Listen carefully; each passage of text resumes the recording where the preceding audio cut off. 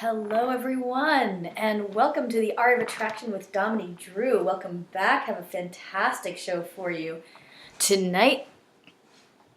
Very glad you could join me. Thank you so much for coming by. I appreciate it. As a shout out for the future, I'm considering doing some of my episodes, having it be on Facebook Live while I'm recording. So you can look forward to that. I'll be starting that shortly, I think. Give you guys a little bit of a visual of what's going on in the studio at the time of recording. So thanks very much for joining me. I appreciate it. As always, if you want to get a hold of me, I am available to be called. You're welcome to call into the show anytime at 708-793-7769. Again, that's 708-793-7769. And I'll give you that number again as we go. I'm trying to get better about that so you guys can hear the number a few more times. Also, if you want to reach out to me on Twitter, you can reach me at Dominey Drew. That's DOMINEYDREW. And I'm on Facebook at Dominey Drew Coaching, and Instagram also at Dominey Drew. So I'm available on any of those platforms. I don't always have those pulled up while I'm actually on air, but I usually have one or two of them, usually Facebook and Twitter. So you're welcome to reach out to me if you have questions or comments on anything that I'm saying. I'm always open to feedback, and also I'm really here to answer your questions. So, if you hear something on the show that interests you or that you took issue with, or anything like that, you're really welcome to reach out and explain your point to me. See what's going on. Ask your question. This show is really about helping you guys, with attraction. Attraction is really it is an art. Not so much being attractive. This isn't about physical attraction. This is about what you're actually attracting into your life. Yes, there's overlap there with physical attractiveness, but really, this is really about that deeper level of why you're getting what you're getting, right? I was just speaking with a client earlier today who, is smart, and he was sharp, and he knew what he was doing in the dating world. He was confident. He knew what to say. And for whatever reason, he was just not getting the results that he wanted, right? So women were losing interest, were sort of falling off. It was, he was getting ghosted, things like that. So, that can be really frustrating, especially when you're doing everything right? So, what he was saying was, what are you going to help me with? And I'll talk about what I do in just a minute. He said, what are you going to help me with? You're going to teach me how to, what to say and, how to dress and things like that. And I said, you don't have any problem with any of those things. You have no issue with that. You dress well. He had communicated that to me earlier. He was clearly confident on the phone. There's no problem if you're not, but he just didn't have those particular issues. So he was looking for a logical solution to problems that really were kind of existing on a different level for him. So this is really about the the unconscious shit that we develop early in childhood and maintain through our life that then blocks us in adulthood. And so what I do is I help people find those blocks and release them. Honestly, that's sort of the simple version. So a quick bit about me. My name is Dominey Drew. I help single men attract life partners through personal and relationship coaching. I run an 8-week course, which I call the Art of Attraction, which takes guys all the way from being single and alone to teaching them how to find, how to attract and create that, memorable and substantial relationship with a woman they can really see themselves spending their life with. Okay? And I do that through step-by-step personal relationship coaching, and we take it all the way from whatever you're dealing with, whether it's, whether it's confidence issues, or even if you're doing everything right and you have no idea what's wrong. A lot of people who are single and lonely don't know why they're single, right? That is huge. So you work with me, you find out why you're single, okay? And that can really be extremely empowering, because once you know, you can do something about it. So that's a little bit what we're going to talk about today. Today I want to go over some self-sabotage. This is really quite powerful because a lot of what I work with ends up being self-sabotage. So we're going to go into that in just a few minutes. So if you were here for our show last week, it was great. I had a couple of guests come on the show who have experienced an open relationship, and they did an amazing job of talking about how they got into it and recommending how to explore those types of relationships. We're going to be going into that a lot more as this show progresses, because genuinely relationships can look like a lot of different things, and healthy relationships can look like a lot of different things, and they're not always, they're not always between a man and a woman, right? They're not always between one man and one woman, right? They're not always between, they're not always monogamous. And that's really great. The art of it is really about, when you find someone that you're compatible with, even before that, deciding what it is that you're into. I've got a section of my course that deals with ethical non-monogamy, right? Alternative relationship structures, and also about, fetishes and lifestyle stuff and things like that, because the numbers of people that are in it, it's funny, I was writing that section of my course, and I was writing about sexual deviance, right? Sort of non-traditional sexuality. But the research that I've done on that particular topic, which is quite extensive, shows me that term is an actual misnomer. And I ended up putting that sentence in my course. I was like, this term is a misnomer. It doesn't mean anything, because the numbers of people that are into these practices are, huge, right? People who have, a foot fetish, for example. I mean, the numbers are massive. It's the world's most popular fetish. So I included that in my course because, monogamy may not work for a lot of people, and that's okay. And it also may work for you, and that may be what you want, and that's great. Okay?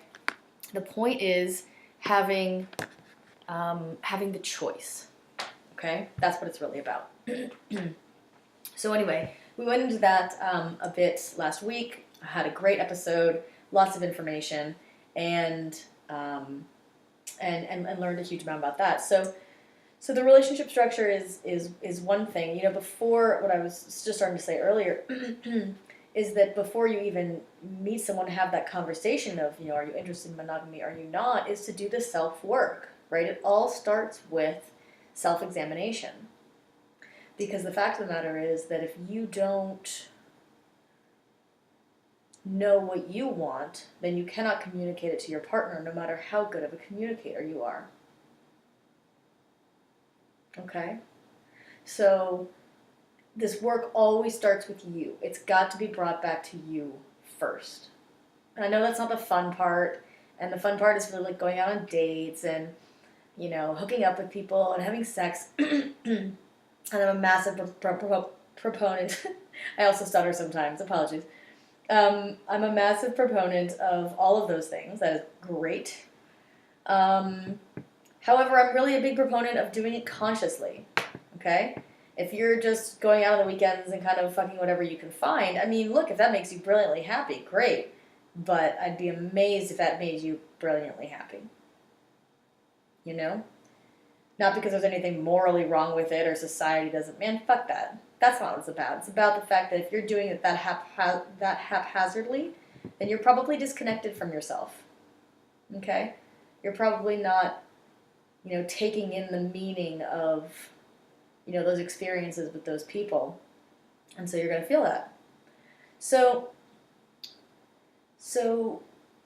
self-awareness is always kind of the first step. Okay, and this, today I want to talk a little bit about self-sabotage and how to break your relationship patterns. Okay, ultimately this is what this entire show is about getting yourself off of autopilot, okay, out of that life by default state, and really into what you want. And the only way to achieve that is to know what it is, right? Setting goals. You can't set goals until you know what you want. So if you're going to start a business and you don't really know what you want out of life, you're doing it backwards and you're going to have a really hard time. Okay? If you want to make $1 million and but you don't know why, you will likely have a hard time. Okay? So a lot of this is goal setting. I've done this same work on many different topics in my life. Well, a few different topics in my life. And one of them was careers. I worked with people who were struggling to find, their purpose in life. And what I did was the exact same process that I do now, helping people see how they're, helping people, attract a mate, okay? Because the process is the same. The fact of the matter is there's something going on subconsciously that is holding you back from what you want. Okay? That's what I said to my client this afternoon. He said, well, okay, so, how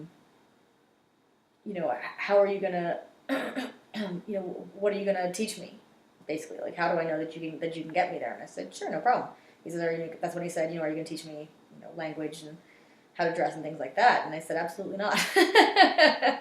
He was asking because he lives in Chicago and my business is online. So I work with people all over the world, right? I have clients in Canada and Australia and Ireland and the United Kingdom and everywhere. And the reason that I can do that is I don't need to see you. He goes, I don't understand how you can teach me how to date when you're not seeing my responses. You're not seeing how I'm doing it. And I said, there's nothing wrong with how you're dating. Nobody needs help dating, really. Sometimes people will need a little tweaking and reading some signals and, a few sort of things to keep in mind when you're trying to make conversation and things like that. But oftentimes, it's really about, what you're carrying around subconsciously, right? Like, you can do everything right. That's what I told this guy. I was like, you're already doing everything right. You don't need help from me on that. You need help from me on the unconscious world that's going on that's holding you back. Okay? You don't know why you're held back, but you're held back. So this is self-sabotage. Okay? And it's trickier than that. Self-sabotage is already tricky, right? First of all, because we like to blame everything else around us rather than ourselves. Right? I hope everybody's raising their hand, but that's happening. We love to blame the world. We love to blame women out there. We love to blame men out there. We like to, our modern world or Tinder or the dating environment or online dating apps. I mean, take your damn pick. Fact of the matter is, it works for other people. So why isn't it working for you? Right? Self-sabotage. All right, so let's dive right in. So, self-sabotage, how to break your relationship patterns. Let's talk for a minute, starting out, about why this is important. Okay, first of all, that should be obvious. Why you need to break your relationship patterns should be obvious, but here it is if it's not. If you don't recognize and break your patterns, your behavioral patterns in life, then you will repeatedly attract different versions of the same relationship for the rest of your life. Okay? Let me say that again. If you don't recognize and break your patterns, you will repeatedly attract different versions of the same relationship ad nauseum for the rest of your life. I had a call the other day with a client who's in his 70s. His patterns have been going that long. Okay? So this will continue to go on forever. Okay?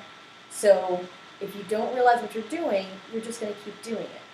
So this is about getting out of that. If you are ready to change, if you are fine with how things are, you can turn this off. Really.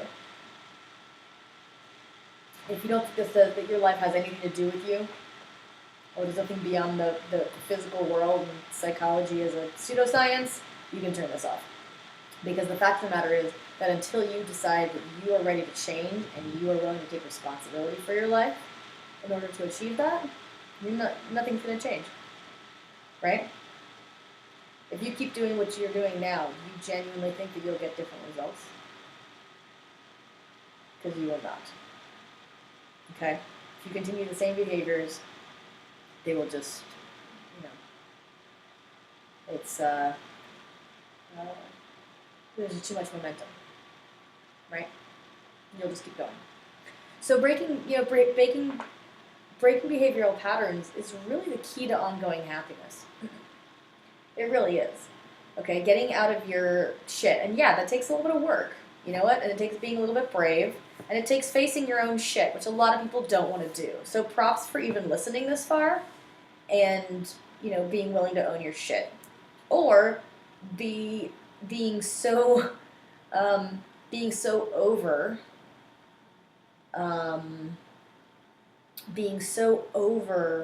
what am I trying to say here? You're getting the same shit you've always gotten. In other words, your problem gets so bad that you just can't fucking deal with it anymore, and you're like, whatever, I'll do whatever it takes. Props for getting to that point too. Either way, if you're ready to change around your shit and have a better life, then this is how you get there. Okay? So, breaking behavioral patterns, huge. So, what are patterns? Okay? I'm using the word pattern. It just means any kind of repeated behavior. All right? Patterns just works for me. Feel free to, replace that with another word if that confuses you or something like that.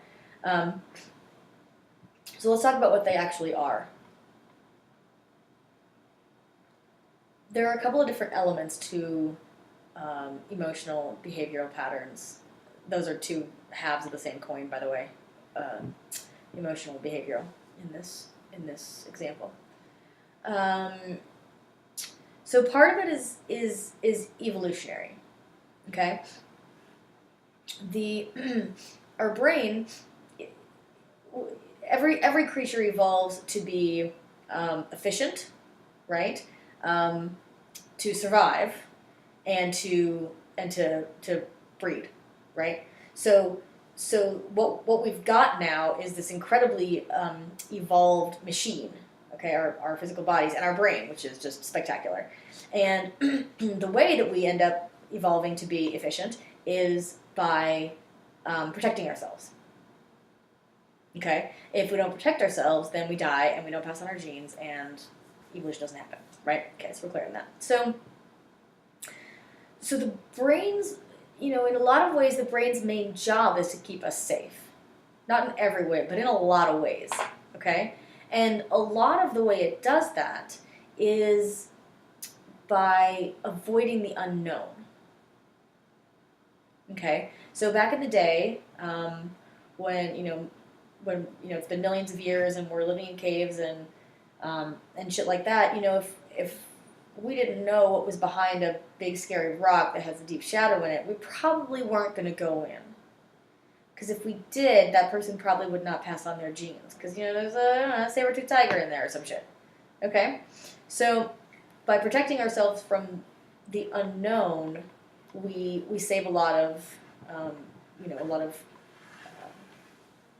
killing and death, for lack of a better term. You know what I mean? Okay, so it's protecting us from the unknown. Okay, and then we put ourselves sort of in this modern world. Okay, where a lot of things are unknown. Right? A man walks up to a woman, and there's a lot of unknowns in his mind. Okay, so he sometimes starts freaking out, guys. You kind of freak out just a little bit. Because women are kind of intimidating. They don't make a whole lot of sense, and that can be scary. So then you go into, kind of survival mode, or you get defensive, or you protect yourself in whatever way. Okay, we'll come back to that. So let's talk about the psychological level. So physically, we're made to protect from the unknown in lots of ways. So on a psychological level, here's what happens. At a very young age, we will have certain experiences which we experience as a kind of a trauma, okay? And I use that word, and that word sounds a little bit harsh. A trauma for a child is not necessarily, an abusive parent or neglect or abandonment, although, if you have experienced those things, those could very well lead to woundings, to traumas. Okay, but what a psychological trauma is um, energetic trauma, really, because this really happens on an energetic level, is that a child will perceive its life as threatened, okay, and it will then react, okay. And again, this happens to every single person on the planet. So whether or not you had a perfect childhood is really irrelevant, and no need to blame your parents. There's no avoiding it. This is just how the evolution of the human spirit works. Excuse me. So I think I've used this example before, and I'll just go over it briefly again, which is that an example of a trauma that does not come from abuse, neglect, or abandonment is mom and dad are over the crib, and the baby's sitting there, and he's looking up at mom and dad, and everything's fine. They can mom and dad are cooing, all those ridiculous noises that people make at babies, and baby's loving it, right? Everything is great. Okay, fine. So, and baby is untraumatized at this point, right? And then the phone rings, and dad goes to get the phone. And then mom's still there cooing over baby, and baby feels connected and happy and safe. Everything's great. And then dad comes back in the room and says to mother, honey, your sister's been in a car accident. Mother feels fear and leaves. Okay, and they go deal with the situation together. Baby is not threatened in any way. Right? That baby is extremely safe. It's in a home in the burbs, and nothing bad's going to happen to it. But if we look at what just happened from that baby's perspective, everything was fine, right? It was loved and taken care of, and safe, and everything was great. And then, mother's field switched into fear, which babies can feel very, very clearly, right? Again, survival. They have to know if mom's not doing okay. And then she leaves. So from that baby's perspective, it could see that as, oh my God, this is the end. Okay? Because that baby doesn't know that its mother is coming back. And this happens in an instant. Okay? So even if she's back 10 minutes later, it doesn't matter. Okay? Because what happens inside that baby's system is it goes, oh my God, people are going to leave me. Okay? And it formulates a conclusion about the world. So children generalize their experience to the entire world. So if I have X experience, that must mean X is always right. A lot of adults do this too. But mostly children. And the child will then lay its assumption about the world, its conclusion, quote unquote, about the world over the entire globe, okay? Because it thinks this is how the world is, and it really decides that this is how the world is. And so to protect itself, let's say people always leave me, that decision will vary, okay? What that child decides in that moment will depend on the child. It could be people always leave me. It could be I'm unlovable. It could be I'm not enough. Could be women can't be trusted. Could be men can't be trusted.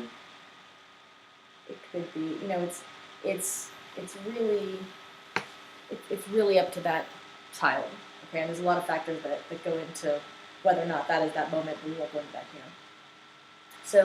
So in that moment, a decision is made about the world. So let's say it's that it's people are leaving. Okay? And so that child has decided that people will leave.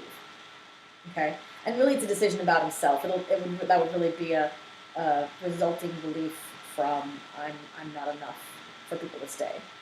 Right? Something wrong with me. Okay. So actually let's go with that one. I'm not enough is actually probably one of the most popular underlying beliefs that people carry in life. So then, even though that mother comes back 10 minutes later, that child has already decided that it's not enough and it has to protect itself. Okay? if it's not enough to be loved, is sort of a parenthetical after part of that sentence.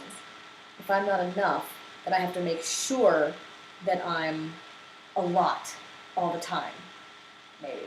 Okay, I could overcompensate. And then that child would grow up having a huge, big, boisterous personality and making sure everybody loves him all the time. Okay, it will probably be exhausting or maybe obnoxious or whatever, because that I will make you love me is based in fear. Okay, so they may have like a really big personality that everyone's just like, oh God. And then you know what will happen? People will leave. We prove ourselves right no matter what. So if that baby decides people will leave me, I'm not enough so people will leave, or any of the sort of combinations of those statements, you know, I'm not enough if I'm not, if I'm not perfect, then no one will love me. So they spend their life trying to be perfect, and then they're so focused on trying to be perfect that it makes it very difficult for people to love them. So you see how the initial decision will prove itself right. Okay, if at infancy you decide that you're not enough, and you continue to believe that, then 40 years later you're so convinced that you're not enough that you never show people who you are. Okay, you're so afraid of being right about yourself, really, that you never even put yourself out there, and then people don't think you're enough. Or maybe, if you're not enough, and so you force yourself to be enough, and then overdo it, and you push people away. Okay? But all you know is that people will always leave you, and you don't know why. Right? And that could look like anything. That could look like every relationship I've had has cheated on me. Right? It could be, I'm confident and I date well, and then I meet people that I like and we get together, but then they never stay. Or it never lasts. And now I'm 60 and still single. Okay? So this can be very, very powerful and very, very deep. And it's important to sort of see how all of these are related. These unconscious beliefs that we make in childhood, obviously, we never know that we make them, right? I mean, that baby in the crib, like, it doesn't, it's not, a year later, it's not going to be like, I remember that time in the crib. Yeah, that sucked. I thought she was never coming back. I got real bitchy for a minute there. It's not... It's not trying to get, it's not aware of any of this, okay? But it's really, really important, because on a subconscious level, it knows this to be true. It's decided that this is true. And so it is. Okay? You need to understand about yourself that you are a very powerful being. Okay, you're not just a human. You need to know that. In order to really evolve and to kind of really master this sort of human experience, you need to know that this is not all of who you are. Chances are you probably already suspect that, or something might be resonating about what I'm saying. But if you think that you're just a human, then you can still do really well in life, Well, you can make a lot of money in life, but there'll be a level that you just won't be able to get past. You'll never,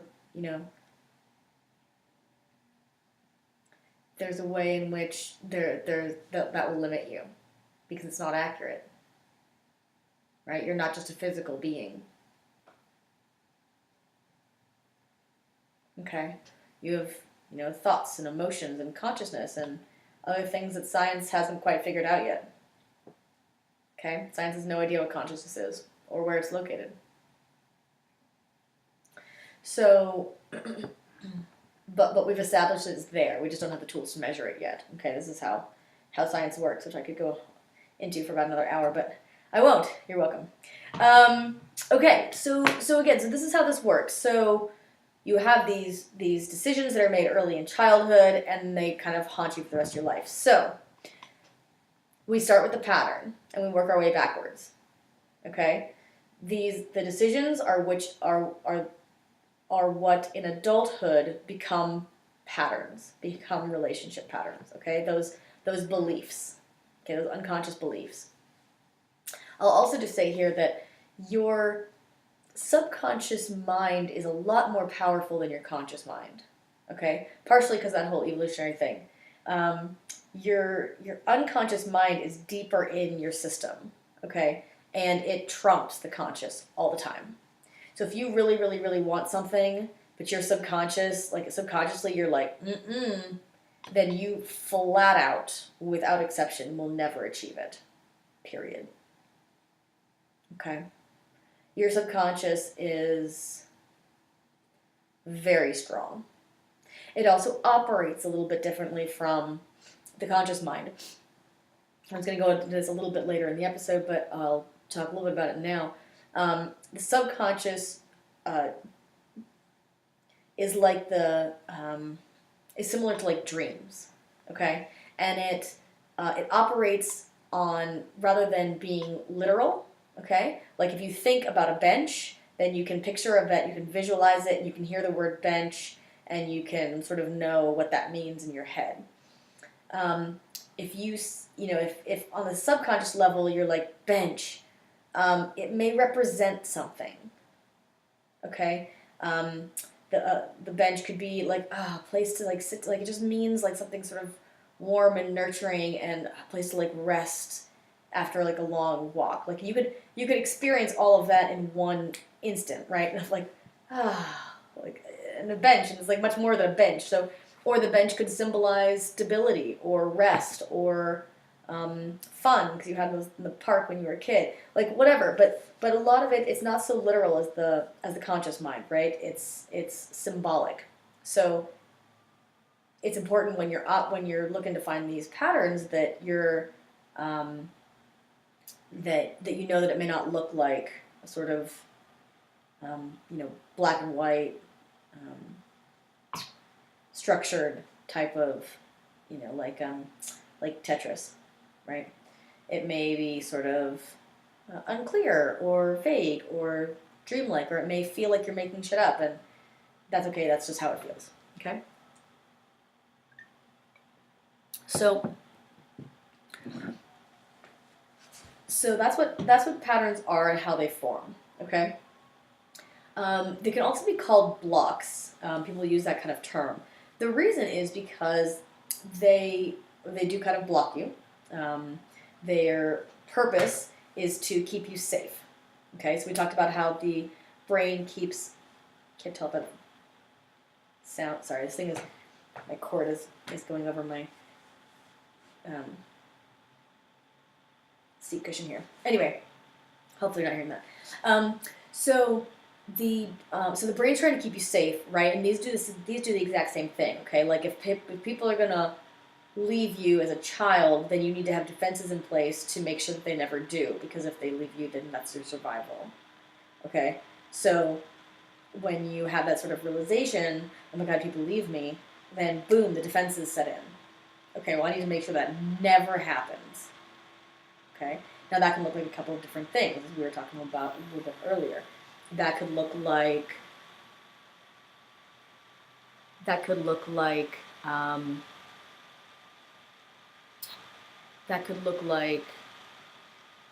overcompensating and making sure that people love you all the time, working too hard, with desperation.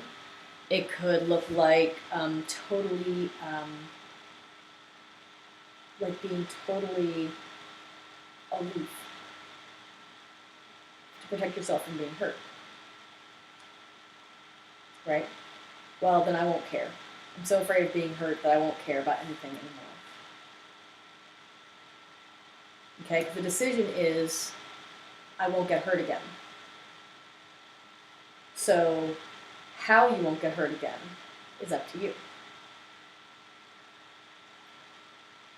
Um, Shutting down emotions is a popular one. Okay. Of course you fucking care. You're human. Everybody cares. Okay? But you've decided not to because it hurts too much. Can't argue that. Sometimes it does. Okay? So we make these decisions, and then these defenses get put into place. And these defenses are what end up being called blocks. One of the reasons they're called blocks is that this actually does the concepts that I'm describing here actually end up manifesting themselves on a physical level as well. Okay?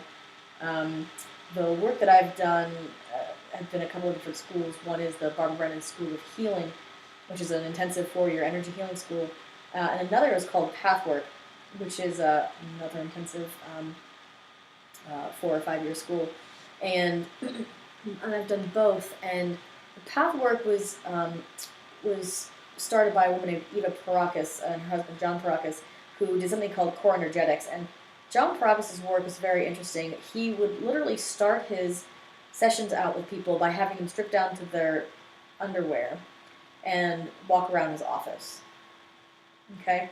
Because what would happen is, what he realized is that when these traumas happen at a young age, you make this decision, and then your physical body actually grows around your decision in a way. Okay? The way you believe the world is shows in your body. Okay? So, and I'm a great example of this, because my physical body now is very, very, very different than my physical body was when I began that Pathwork program.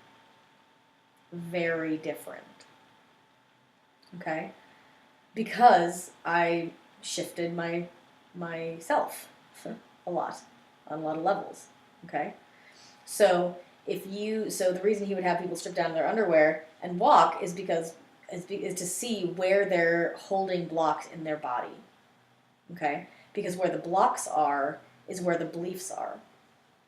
Okay? When you shift the belief, your physical body changes. It's absolutely true. It's absolutely true. You get healthier, and you get, as well as getting happier. Okay? So it's a really sort of fascinating thing. So there's a physical element to this as well. So, so blocks. So that's one reason why they're sort of called blocks, and they do really affect the physical. So the blocks, you carry them for your entire life, or until you become aware of them, or you let them go. And they're there to serve you, to protect you from perceived danger, right? Well, nobody will ever leave me again because I'm going to hold my breath for the rest of my life, and then that will protect me. Or I'll push everyone away first so they can never leave me.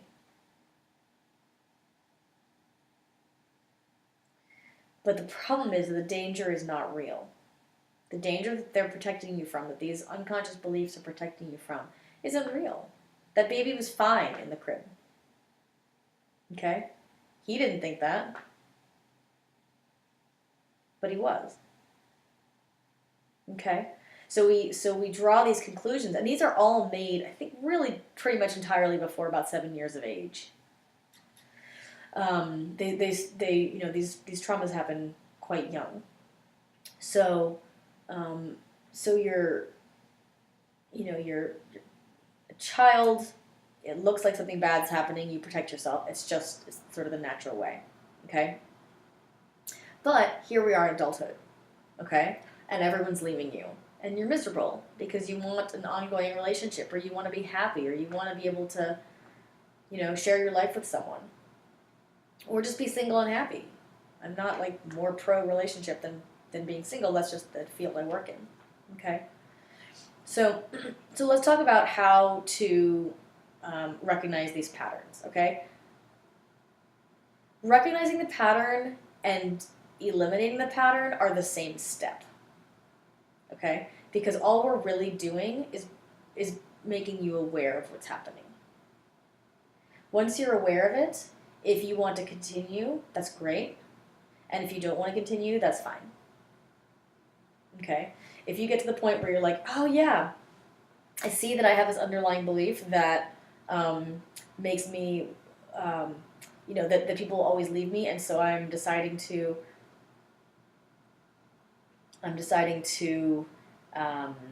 push everyone away before they leave me because I know that they will. And so I see that I'm happening, and I see that I'm pushing away. I'm getting worse and worse in relationships until to force the woman to leave me, or whatever. And I see that I'm doing all that, and you know what? That's actually working for me. I'm going to keep going. Okay, great. Good for you. This isn't about being any certain way. Okay? This isn't about fixing you. You're not broken. You just want to get what you want to get, and you're not getting it. I can help you do that. That's it. Okay? So the process of figuring out what these are and in eliminating them is the same step, because once you're aware of it, you probably want to get rid of it. Like, usually that's enough. Once you become aware of it, once you know what you're doing is pushing people away, wouldn't you like to know what it is that you're doing that pushes people away? You could still do it if you wanted, but wouldn't you like to have the option instead of just having people leave? I certainly would. So the first step to finding these blocks, these patterns, is to look for them. Okay? I'm going to recommend starting this the way I recommend starting everything, which is go into a quiet place by yourself, close your eyes, and take a deep breath. And do that like 10 more times. The reason why I recommend that is because we could talk about, your patterns and what you're what you've been experiencing and what that might mean, but we're just like bouncing ideas off each other. Okay, remember we talked earlier about how there are more levels to you than just the physical. There's certainly more levels to you than just the mental, right? So ideas are great, but chances are you're probably pretty smart. And if you're pretty smart, then if it's for an ideas type of problem, you probably would have found a solution already. Okay? But it's not an idea type of problem. Okay, the problem's not on the mental realm. It's a little bit deeper than that. So when you go somewhere by yourself, you sit quietly, you close your eyes, and you breathe. What happens is you start to slow your system down. Okay? The mind can go extremely fast. I'm sure you're familiar with this. Okay, so it's very common, especially in today's world. So when it's doing that, you can't see anything. Right? You can't recognize anything because it's going by too fast. Right? You're smart. You would have found it already. Okay? So go in, so find some space and slow your system down. Let things just slow way down. As things slow down, more will come up to the surface because it's not being sort of bulldozed over. Okay? So slow down, okay, and take a breath. Now, the other reason to do this is that we want to start tuning into your body.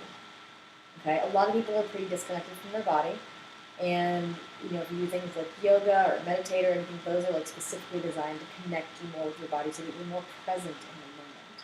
Also helps you have better sex, FYI. Turns out that if you're present and you feel more, then you feel more pleasure. Okay? If you're a little tuned out, or you're rushing to the end, or you're anything like that, then yeah, that's where that kind of starts to break down. Okay? So we're going to start learning to check into your body. Okay? Setting space and breathing first, even if you're more of a thinking type, especially if you're a thinking type, is really important because then you're even more disconnected from your body. Okay? So we're trying to slow the body and mind down to really listen to what's there. All right? So there you are. So you're sitting there, relaxing, breathing. I want to come back to the body thing in just a minute. I want you to choose the most frustrating experience that happens in your life. Okay? So whatever pattern that this is for you, you may not know exactly what it is, or you may want to take a little time to find out. But it will be something that will be very simple. Okay, remember these were formed in childhood, so the crux of the matter will be very simple. It might just be like, I don't know, because I had one woman cheat on me, and one woman, um, fall in love with someone else, and one woman say I was great, but she wasn't good enough, or whatever nonsense. Um, and and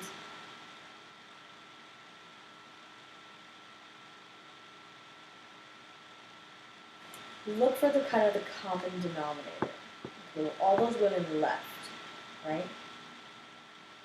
Or maybe they stay and you get bored. Um, maybe the same thing will be like with jobs. Remember, a lot of this is happening in the symbolic area. Okay, this is another reason why we're slowing down and breathing, because the mind can become very analytical, and um, and that squashes things sometimes when you're trying to be in kind of a wider realm than just thought. Trying to analyze it or fit it into thoughts can really limit it. Okay, so if that makes sense, we're really sort of, in other words, keep an open mind. Okay, it might not look the way you think it is, but let yourself be open to being surprised. Okay, and then as you have that, let's say women always lose interest in me eventually, or whatever. Let that thought just sit there. Okay, feel the feelings that go with that. Is there any pain associated with that? If not, do you notice that you're not feeling anything? Are you numb? Notice what happens in your body as you think back over these past relationships. Feel the feelings. Look around in other areas of your life where this happens. Okay, like, do all women leave you? Right? Check your mother. A lot of this comes down to parents. It really does. Now, that could be that your mother, left you. Remember, this is symbolic, so she could have physically left, or she could have kind of emotionally checked out at some point when in your childhood. Maybe a divorce happened and she really couldn't cope. So a lot of this does come down to the parents. Now, it could be in line, like, women always leave me now, and yes, my mother left me at a young age, or it could be in reaction to. So it's possible that let's say your mother left at a young age, and now you cling to women. Rather than push them away or be aloof, you're the opposite. You must have a woman in your life. Must. It's like part of your identity. And so you're dependent on that. So you see how that's, you may not always want to be in a relationship, but you don't even have the chance to think about whether or not you do, because your system is insisting that you have a woman around at all times to make sure that what happened when you were a kid never happens again. Does this happen only in romantic areas of life? Really examine it. Be brutally honest with yourself. What is the pattern exactly? Okay? We talked about breaking up a couple of episodes ago. Be brutally honest. What could you have done? What could you have done differently? Write this down. You don't have to show it to anyone. This is your relationship with yourself, and this is the place to start. Okay? If your relationship with yourself is not in order, you can't have a relationship with someone else. You don't have the capacity to connect in that way, because you're disconnected from yourself. Right? So again, this can be symbolic. So keep an open mind. Okay. Leaving may not necessarily mean physically leaving. Could mean emotionally, could mean energetically. Okay? And don't panic. It's really just about, I can rephrase the entire exercise I just gave you. Sit down, relax, and let yourself get curious. Okay? That's all that needs to happen. Let yourself be curious without any pressure. You don't know what's going on. That's okay. You don't need to. Okay? All you know is that something's hurting, right? And sorry, I'm pausing because this is getting the recording. So don't panic. This is just about learning about yourself. Let it be fun if you can. Okay, let yourself relax, open up. Take a look at your life. If you were objectively looking at your life, what would it be like?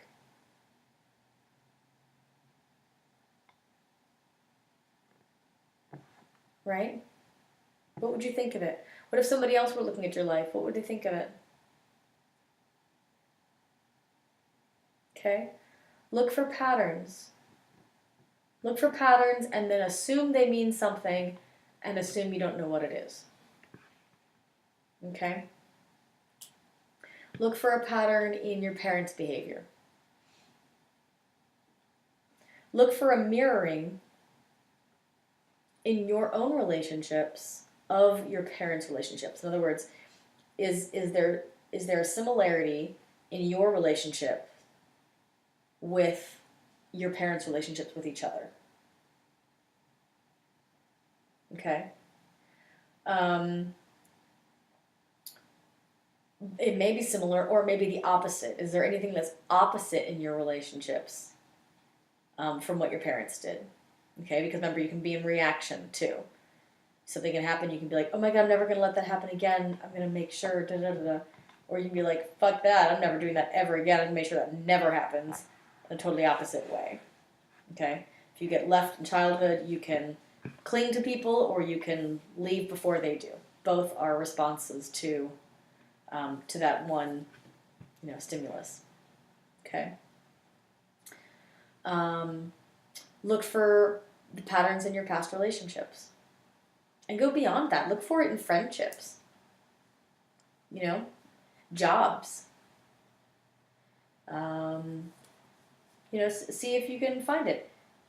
And as you're doing this, pay attention to your body. Okay? The reason for this is because something or another will, what we call, resonate with you, okay? And that's a very important thing. So what's resonating? Resonating is when you something is true, okay? I can sit there and listen to somebody talk, and they can talk for 10 minutes, and then one thing they will say, and I'll go, oh, wow, that lights me up. And I'll feel something in my body. My body will respond in some way, okay? I'm very passionate about the environment, for example, okay? So, I'm recycling and, protecting oceans and airs and mountains, and I'm a nature person. So I like, that's sort of my cause, so to speak. So if a person is talking about, nonprofits in the world and is going through, I don't know, all the different causes, you could run for cancer or for, mesothelioma or, diabetes or world hunger or building towns in, Chechnya or, whatever your cause is. And I'll listen to all those and I'll go, oh yeah, those are all really important causes. And then someone will say, well, you clean up a river. And I'll go, oh my God, me, right here, that's what I want to do. So my body will actually respond. I will light up when someone talks about, how much cleaner the rivers are. I don't know if anybody actually says that, but that's the one that resonates with me, right? So it's like you ring a bell, but you can feel it inside, okay? And if you stay with this is actually very important. Resonating is your body speaking to you, okay? It's actually your kind of spirit speaking to you through your body. But your body is a direct conduit with what you need to be doing in life. So if you ever need guidance, look to your body, period. Okay? It will tell you absolutely what you need to do and what you don't need to do. Okay? So let's say you've got a difficult decision coming up. You're like, all right, should I move to Cincinnati and be a banker? Or should I move to, I don't know, Aruba and be a dive instructor? Okay? Whatever. So there's benefits to both things. You get some freedom in Aruba, but you get more money in Cincinnati, and you like the sun in Aruba, but you like that your friend is in Cincinnati. Whatever. You've got your sort of pros and cons list. If you sit with it, just sit the way I told you. Close your eyes, be alone, be quiet, let yourself take a few slow, deep breaths. And decide you're moving to Aruba in that moment. Just decide. And see how your body responds. Okay? And then decide you're moving to Cincinnati. And see how your body responds. And 9 times out of 10, you will have a clear answer by the end of that. And just so you know, the thing that you're tapping into, like where you're getting answers from, quote unquote, is really you. Okay, this can, if you interpret this correctly, you can never be led wrong. This will never lead you wrong. Okay? So that's a really good exercise. So checking in with your body here, what is it that resonates? It's like, well, women always leave me, and I know mom left, but that just doesn't, I don't know, something just doesn't quite feel right about that. Okay. Well, so start looking around. Okay, so let's look at the other parent. Well, dad was never really around after mom was gone. And then, I feel something in my body. I felt a reaction to that. Oh, okay. So then explore that. See what I mean? So it's really about looking at what your body responds to, and that's a really great measure of guidance. Okay? So you can use that for tough decisions. You can use that to find your patterns. And then find your patterns. And then when you do, be like, oh, yeah, I see. I've been pushing away women because I'm afraid that they'll leave me. Okay, well, now you know. So then the next step is to just, take the steps. Once you know, you will already act differently. Okay? Once you know, how you're pushing women away, or even once you know that you're pushing away, then you go, I wonder if I'm on a Tinder date for the first time, we're getting coffee, and she seems less interested in me than she did 10 minutes ago. I wonder what just happened. And then you'll think, I wonder if I'm pushing her away. And you see what I mean? So once it's already in your awareness, boom, that is it. That is absolutely it. Okay? So that's it. That is the secret to getting out of your self-sabotage. Find your patterns, become aware of them, see where they came from, and boom, you're there. That is really it. It does not need to be more complicated than that. This is what I do all day long. Okay? It's absolutely fantastic. So remember, your patterns are there for very, very good reasons. You started them when you were very young, so be gentle with yourself through this process, And really let yourself explore. Keep it light, keep it curious. Explore yourself. This is a fun planet to be on. We might as well enjoy ourselves. All right. I hope that was extremely useful for you. Go find your patterns, do your thing. This is going to be a really big shift for you, I think. And if you have any questions, feel free to reach out, send me a note, and we'll go ahead and get things straightened out for you. All right. Have a fantastic week, guys. I'll see you later. Bye-bye.